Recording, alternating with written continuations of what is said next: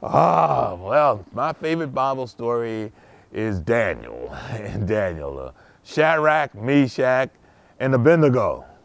And I have to really give you a little take on that story. For the longest time when I first started to learn to read, because that's one of the first stories I started reading when I learned to read the Bible.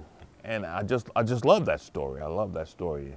And King Nebuchadnezzar marching that Babylonian army up to the gates of Jerusalem. But for some reason, I could not say Abednego. It was a very hard name for me to say. I could say Shadrach and Meshach, but my tongue, I could not say Abednego. But I used to make myself part of that story. So I used to say this: Shadrach, Meshach, and a bad Negro. Yeah, that was me. You know, I know owners always say, "You're bad," you know, "Oh, you're bad." No, but we know bad means good, you know. But I like that story because I really do feel that story is like our story here as enslaved people in this country. I believe that this story speaks of our story, of the victory that we will soon see one day. And I don't know if I will be able to see that.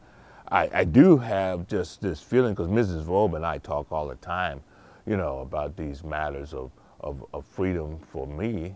And she assures me that one day I will be free. I mean, not just free in my soul, but free paper. I will get my free paper one day. The Act of Manumission came about 1782, and that act has given owners now of slaves the right that they can free their slave at will, without petitioning the governor, without sending them out of state like before. So because of that, I'll get my freedom. So as Daniel and Shadrach, Meshach, and Abednego in that story, of course, Nebuchadnezzar had a dream. He couldn't figure what the dream was all about. And he wanted his wise men, they call them. I call them wizards and sorcerers. They really couldn't interpret dream. They had no power. But of course, since they had taken the people of Jerusalem and made them their slaves, and I always say this because I have a good friend out at Carter's plantation. His name is Old Paris, you know. Sort of like Mrs. Combo and myself, we don't see eye to eye, you know. But I keep telling him, I said, don't worry, Paris, because look, in this story of Daniel and Shadrach, Meshach, and Abednego, King Nebuchadnezzar made everybody in the walls of Jerusalem his slaves. And the first thing he did was change their name. Now, I know your name is really from Africa, Maduka, but I know your name is Paris, and you didn't like that name. I said, but don't worry about it, because it's Daniel and Shadrach and Meshach and Abednego. Their names were changed too. That's not their real names.